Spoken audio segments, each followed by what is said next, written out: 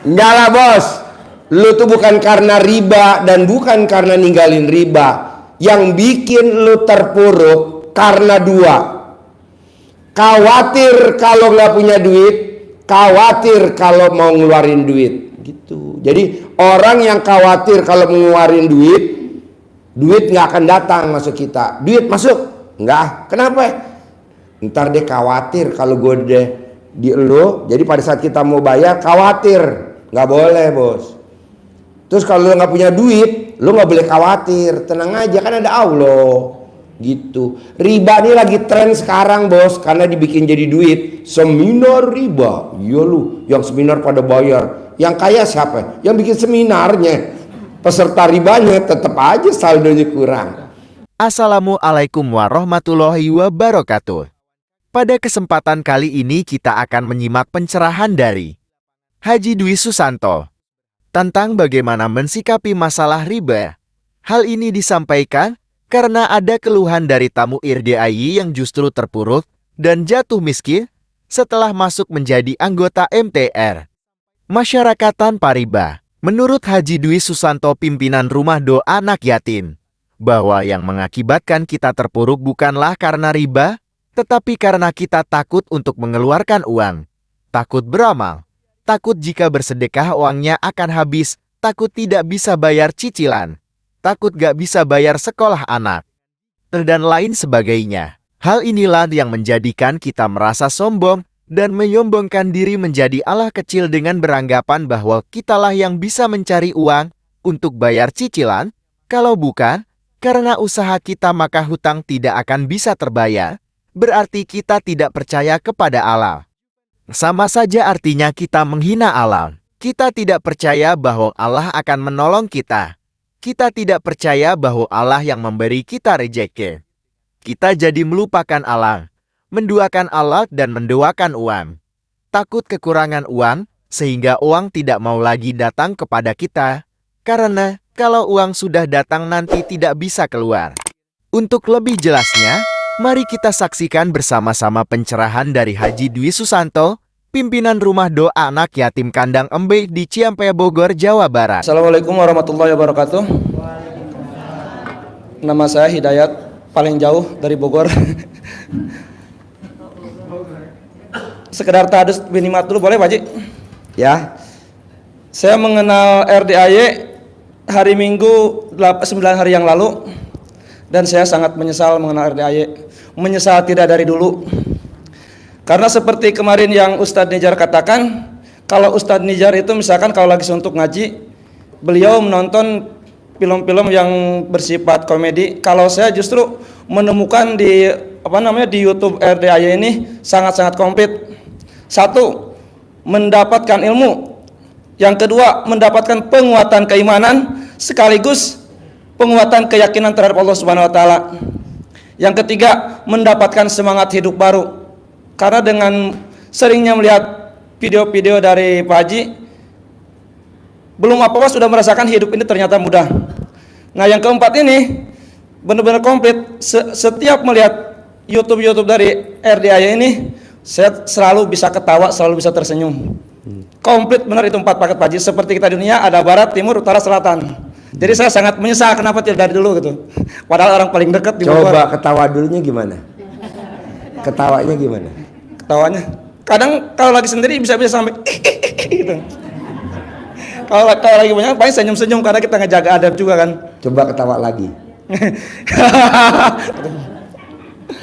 Dan saya jujur aja Pak Haji, sudah sekian tahun hampir jarang-jarang ketawa seperti itu.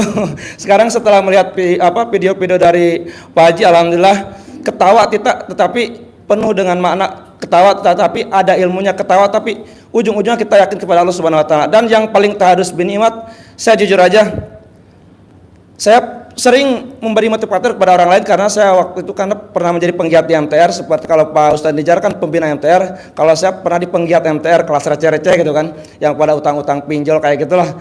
Kalau kita ceramah di depan orang, so iya gitu kan. Wa may yattaqillaha yaj'alhu makhraja wa yarzuqhu min haitsu la yahtasib. Wa may yatawakkal 'alallah wa huwa hasbuh. Kata jangan khawatir Bapak Ibu, barang siapa yang bertakwa kepada Allah, Allah akan memberikan rezeki dengan jalan yang tidak disangka-sangka. barang siapa yang bertawakal maka Allah akan memberikan jalan.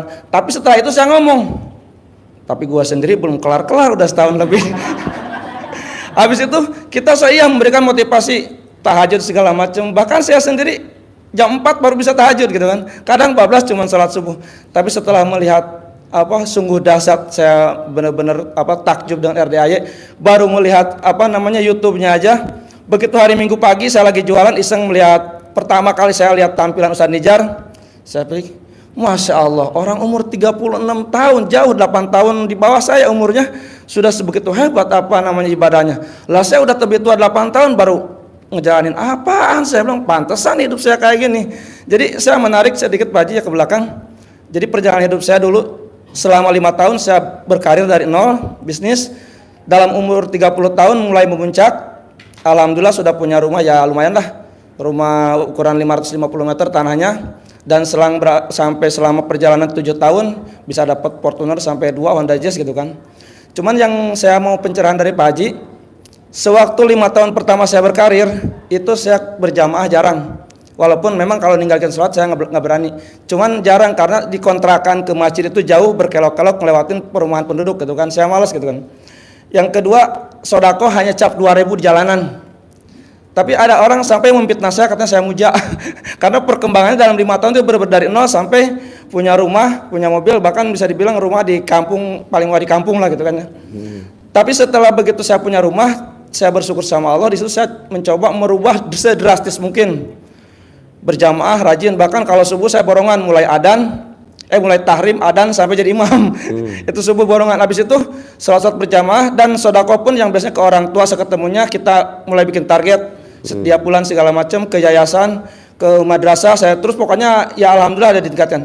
Cuman yang jadi saya butuh pencerahan dari Pak Haji, semenjak saya punya rumah itu, semenjak saya berusaha rajin memperbanyak sedekah, rajin berjamaah, tapi di situ pula saya mulai mengenal yang namanya hutang riba. Nah, di situ kehidupan saya hanya bisa dikatakan terlihat kaya sama orang lain. Tapi kita yang merasakannya itu bangun tidur itu bukan kayak sekarang setelah saya mendapat pencerahan dari RDAY bersyukur segala macam, bukan. Bangun tidur ingat, waduh, setoran bentar lagi, waduh nggak cukup setoran, rumet aja teh. Sama istri sering cekcok, banyak pokoknya. Lama-lama tahun 2011 akhir saya ketemulah yang namanya masyarakat tanpa riba, dan di situ saya punya kesimpulan jangan-jangan ini gara-gara utang riba. Nah alhamdulillah di situ begitu saya mengenal MTR, saya langsung taubat ekstrim Pak Haji.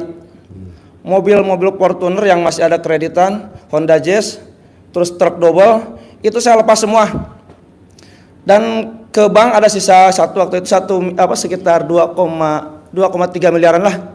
Saya datang ke bank, saya ngajuin minta pembayaran pokok, alhamdulillah sampai ditunjuk-tunjuk, diintimidasi sama pihak bank. Dan ya setelah mulai proses alhamdulillah saya hanya membayar pokoknya aja sampai sekarang, tinggal sekitar 20% lagi lah. Nah semenjak itu yang saya butuh penguatan dari Pak Haji ya Pak Haji. Semenjak saya hijrah malah kondisi ekonomi kita semakin terjun bebas gitu. Bahkan mengalami satu titik, suatu hari, suatu waktu lah gitu kan.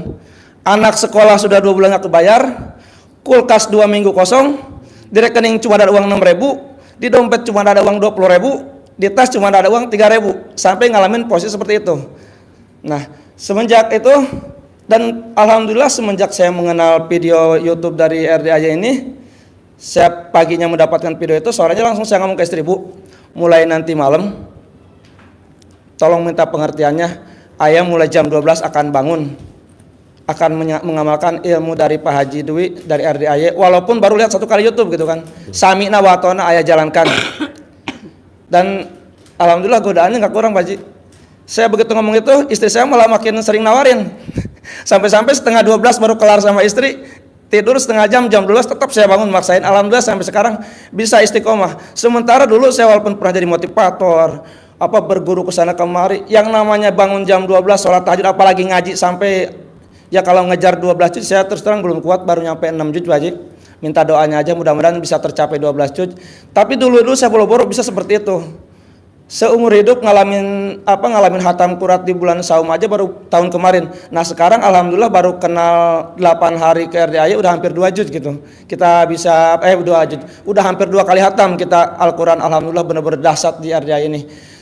Oleh karena itu saya tadi ke istri tadi kemarin, Bu, besok kita maksain ke sana ke RDAY, dan di situ saya memohon, ya Allah, saya mendengar Ustadz Nijar mau pulang hari kemarin, hari Senin, lihat di streaming.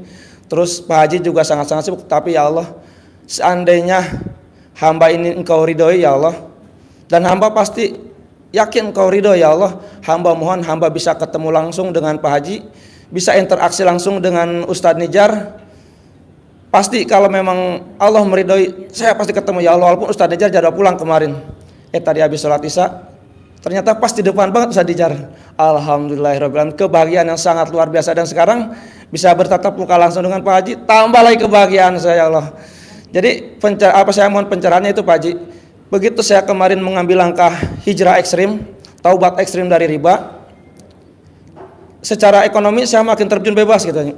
Sementara waktu dulu juga sodako saya waktu masih jaya, alhamdulillah lah, kita bisa dibilang nggak kurang dari 15% penghasilan kita sodakokan, bahkan bisa nyampe 40% sebetulnya kalau kita detail keseluruhan. Tapi semakin banyak sodako pun saya makin terjun bebas gitu. Nah saat kalau saya lihat dari video YouTube Pak Haji itu, kalau kita menarik panah kan udah mentok. Nah saya udah merasakan titik mentok itu Pak Haji. Sampai terakhir tadi kejadian saya mau jual tanah, ditunggu-tunggu dari 6 bulan lalu, surat perjanjiannya sudah ada, dan waktu pembayarannya minggu depan tanggal 2. Tadi siang saya pas begitu habis istirahat lihat itu, ternyata mereka katanya keuangannya lagi pailit, nggak bisa meneruskan pembayaran untuk jual beli tanah itu. Saya sempat terdiam sebentar. Apa yang selalu saya lakukan? Saya ingat ceramah-ceramah Pak Haji. Tarik nafas, alhamdulillah ya Allah, Engkau berikan anugerah tambahan. Saya yakin ini di saat saya, apalagi di saat saya berniat hari ini saya mau ke RDAY, Engkau berikan anugerah yang sangat luar biasa. Kalau mungkin dulu masih saya belum lihat video Pak Haji, wah udah uring-uringan, udah marah-marah gitu kan. Kita udah janjiin ke pihak bank, ke supplier mau beresin di tanggal 2 nanti, tiba-tiba dibatalin. Masya Allah, ini benar-benar anugerah yang sangat luar biasa. Nah jadi kesimpulannya saya mohon pencerahan dari Pak Haji itu, dari cerita saya tadi, kira-kira yang salah apa gitu ya, kok saya banyak sedekah malah makin nyungsep gitu kan. Dan kemarin saya sudah mengambil hijrah ekstrim, sekarang berusaha belajar ibadah ekstrim.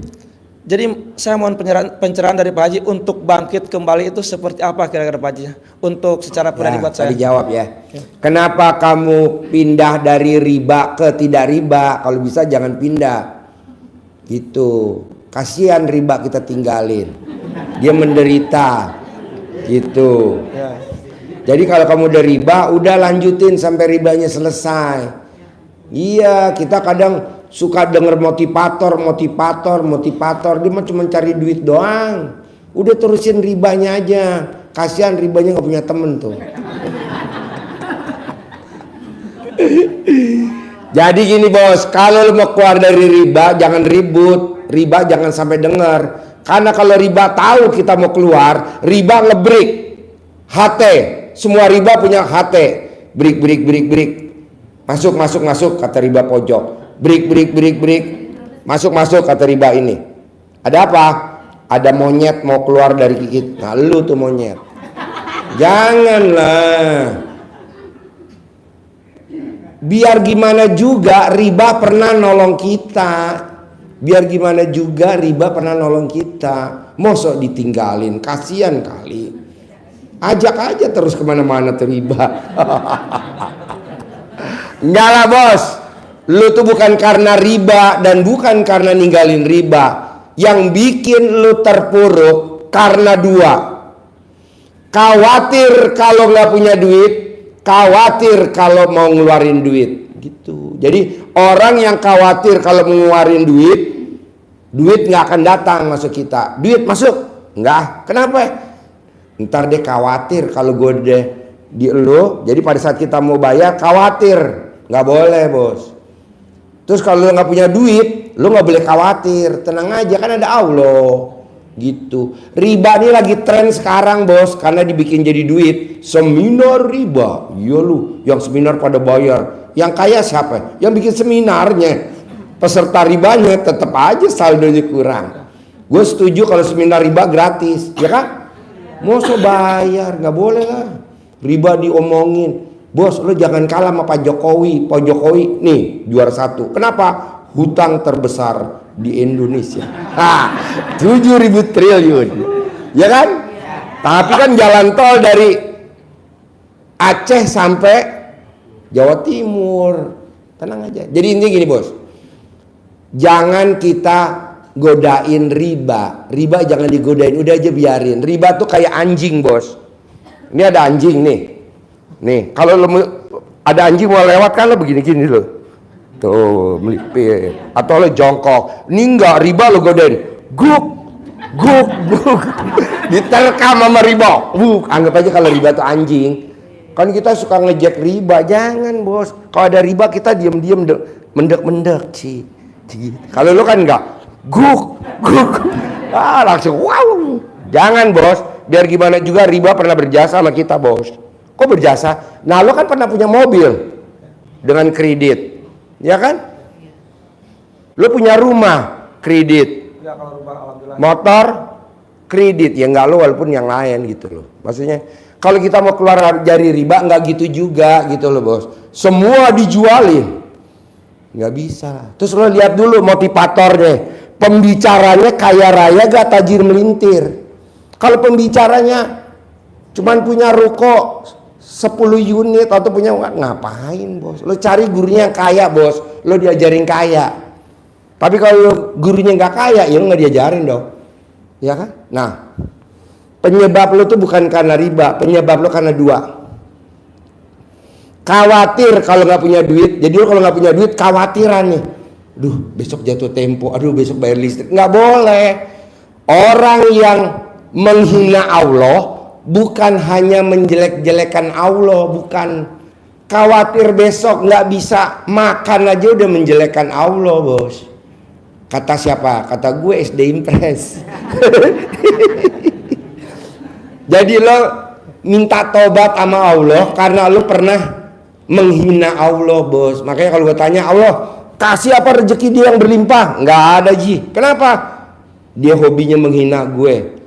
Jelekin nama lo, Allah? Enggak. Tapi dia khawatir besok takut nggak punya uang. Khawatir besok nggak bisa bayar cicilan. Khawatir besok nggak bisa ngasih uang ke anak. Khawatir nggak bisa ngasih uang belanja istrinya yang sebulan 500 juta.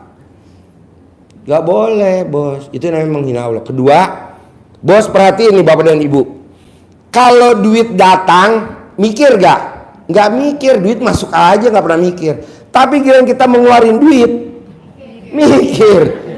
Nggak boleh, bos. Duit nggak mikir masuknya, keluar juga nggak mikir. Jadi lancar. Ini nggak mau ngeluarin duit mikir, akhirnya mau masuk juga mikir. Nih. Nah, gitu. Jadi lo lihat ada ibu yatim, nah lo kasih dah, gitu. Ada anak yatim kasih. Kita kebanyakan apa? Kalau lihat anak yatim kita nggak mau sedekah. Tapi giliran lihat ibu yatim kita bawaannya pengen nyuk keningnya.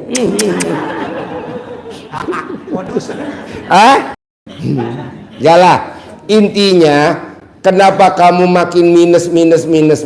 Karena 2 hal. Kalau bos nggak pegang duit, bos gak khawatir. 2, kalau bos mau bayar atau mau keluar duit, suka khawatir. Nggak boleh. Coba yang itu dulu dibikin apa? Nyaman hati. Nanti duit datang sendiri, bos. Tadi malam siapa yang ikut privat saya tuh di Sentul? Gue lagi ngajarin privat orang Jogja, bos, 80 orang. Ada tamu RDI datang ngasih duit 1 miliar tunai. Semua orang pada ngeliat. Wow. Nggak mimpi gue, bos. Nggak mimpi. Daripada gue bikin seminar bayarnya satu peserta 500.000. Mendingan gratis, bos. Seminar gratis. Oh, ini dia nih. Tadi malam lihat gak ada orang nganterin duit? Berapa? 1 miliar. Tuh, tunai. Jam berapa dia nganterin duit? Jam 2. Jam 2 pagi dibawa 1 miliar. Pak Haji, makasih ya Pak Haji, makasih. Daripada gue bikin seminar, satu peserta seminar 500.000. Kelamaan bos, kaya bos. Nah, coba lo bantu gua akan bantu lo total. Lo bikin takjub Allah, apa yang bisa lo bikin takjub? Mau ibadah ekstrim?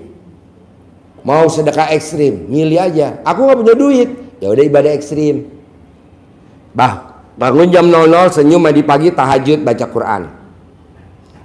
Orang yang bangunnya jam 00, senyum, mandi pagi, tahajud, baca Quran, saldonya di bank, saldonya tidak pernah di bawah 1 M. Tuh, gue diucapin. Orang yang bangun jam 00, senyum, mandi pagi, tahajud, baca Qurannya 12 juz, saldonya tidak pernah di bawah 10 M. Lo ikutin yang mana? Bebas. Yang 12 juz deh Pak Haji, ya udah. Saldonya nggak pernah di bawah 10 M, selalu di atas 10 M. Gitu. Kalau gue masih riba, udah nggak apa-apa, biarin. Nanti juga pada saat kita punya duit, kita lunasin sendiri. Tapi jangan dijual. Mobilnya jangan dijual, lo pakai aja. Kan orang juga nggak tahu kalau lo riba kan. Taunya lo keren, ganteng gitu kan. Amin. Iya. Jadi intinya gini, yang bikin lo terpuruk itu bukan riba, tapi karena 2 hal. Pada saat lo nggak pegang duit, lo khawatir, pantesan duit nggak mau masuk ke lo. Pada saat lo mengeluarin duit, khawatir, pantesan duit nggak masuk ke lo. Gitu. Riba mah biarin aja bos.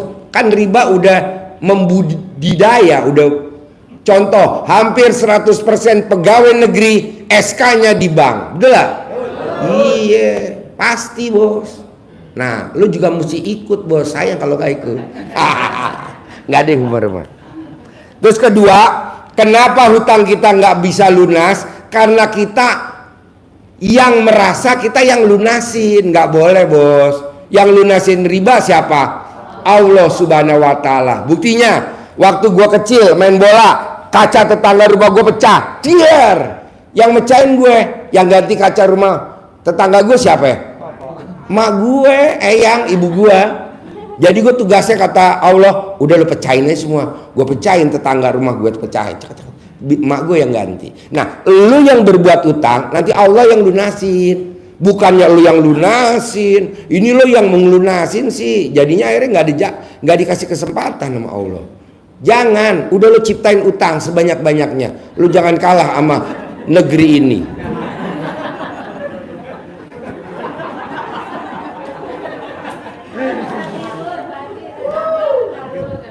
Kalau nggak bisa tidur, nanti bapak ini yang ngelonin ibu. Pak Presiden bisa tidur nyenyak, utangnya banyak negeri ini. Santai aja, orang yang lunasin Allah bos. Kita yang berbuat, Allah nanti yang nyelesain. Makanya kan kata Allah, aku yang nyempurnain, bukan kalian. Gitu. Nah, coba praktekin. Jadi riba ya biarin aja. Ini juga yang hadir di sini juga rata-rata dulu kuliah juga orang tuanya boleh minjem doh di koperasi, ya kan? Termasuk gue. Makanya gue terkenal sarjana riba. Karena emak gue nyokolin SK bos dulu, kata emak gue. Habis nggak punya duit gimana? Sementara anaknya harus sarjana. Makanya gue terkenal sarjana riba. Bos, nih perhatiin ya. Orang yang kawin di gedung-gedung mewah, coba cek deh. Hampir sebagian duitnya boleh ngutang di bank buat ngawinin anaknya. Berani gak ibu pada saat ngutang di bank, nikahin anaknya, di pintu masuk ke gedung acara perkawinan, ibu nulis begini, biaya perkawinan ini dibiayai sama riba. Bener gak? Diem-diem.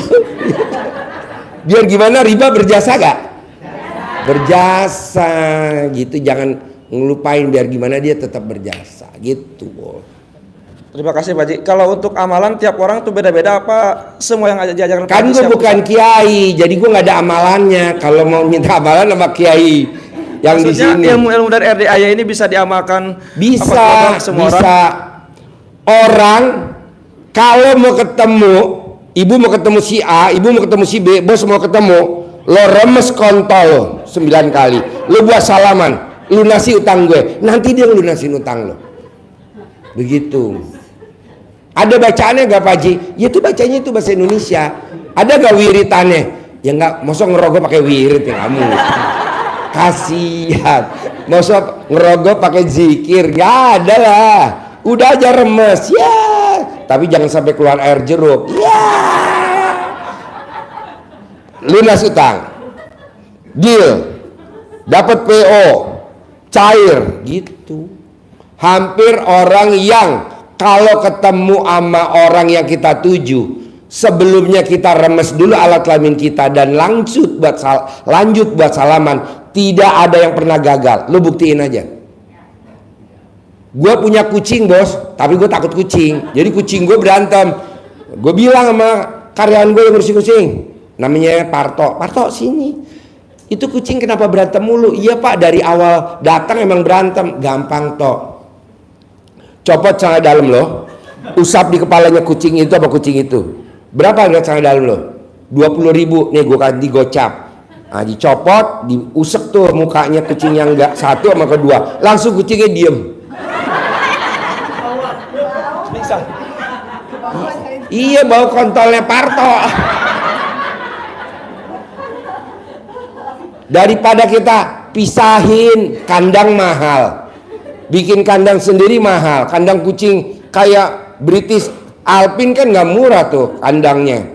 Beli lagi, gue bilang jauh satu, udah aja diumbar biar main. Tapi berantem pak, copot celana dalam lo. Terus usapin di kepala tuh kucing yang berantem ini berapa yang berantem? 4, 2, 3, 4. Usap, habis diusap tuh kucing 4-4-nya bengong ya. Ini bener bos, nggak? Makanya kalau bapak dan ibu punya anak, anaknya masih kecil-kecil, adeknya godain kakaknya, kakaknya godain adeknya, jangan dibentak. Tuh jangan dibentak. Lah kan waktu dia di dalam kandungan kita jagain. Kenapa udah lahir kita bentak-bentak gara-gara berantem? Copot celana dalam mamahnya, usap di muka anaknya, langsung anaknya idiot. Maksudnya pendiam. Nah, lo juga gitu, rogoh alat kelamin lo datengin menteri-menteri di Indonesia, dapat jabatan, gosok kontolo, salaman sama presiden kita, selamat ya pak, saya dapat jabatan menteri, pasti dapat jabatan menteri. Mungkin presiden juga, gitu bos. Baik, terima kasih Ya. Pak Haji. Saya anggap semua apa yang disampaikan Pak Haji saya anggap ijazah. Soalnya kalau kita lihat Iya. itu keberkahannya kurang gitu kan. Kalau kita tatap layar sekarang, alhamdulillah saya bisa tatap langsung ke Pak Haji dan mendapatkan pencerahan. Mudah-mudahan jadi ijazah buat saya sendiri. Dan saya Tapi lo bisa gak yang dua jangan dilanggar? Ini berlaku semua. Tidak boleh khawatir alias takut kalau kita nggak lagi megang duit. Jadi kalau lagi nggak megang duit, lo bisa gak bahagia? Jangan takut, jangan khawatir. Nanti duit masuk. Karena kalau duit mau masuk, ibaratnya gini bos. Ayam, kenapa nggak mau masuk ke kandang ayam? Gue tanya, ayam masuk? Itu kan rumah lo. Nggak mau. Kenapa? Di dalamnya ada musang. Oh. Nah, musangnya apa? Ketakutan. Rasa takut tuh ibaratnya musang. Coba kalau musangnya nggak ada, ayamnya masuk bertelur. Itu yang namanya rezeki. Ciptain di otak lo, gimana caranya? Punya duit nggak punya duit, nggak boleh khawatir. Satu. Kedua, pada saat mau ngeluarin duit, jangan khawatir. Itu duit masuk terus. Ini berlaku buat semua. Jadi bapak dan ibu kalau nggak punya duit, wajahnya seperti punya duit. Jadi duit mau masuk, ibarat ini buat umpan. Ini kan enggak. Pada saat kita nggak punya duit, waduh cemberut. Bisa? Insya Allah. Jadi jangan Pasti khawatir bisa. ya. Gua nggak setuju kalau khawatir. Mukanya seperti orang punya duit, kayak orang mancing aja. Jadi mau mancing burung, nih kayak ada umpannya sehingga dia masuk perangkap. Ini enggak, mancing burung kita tongkrongin burung, ya nggak mungkin masuk lah. Ya kan? Sip, praktekin ya. Jazakallah khairan katsira, Pak Ya. Haji. Assalamualaikum warahmatullahi Yuk, wabarakatuh. ibu apa?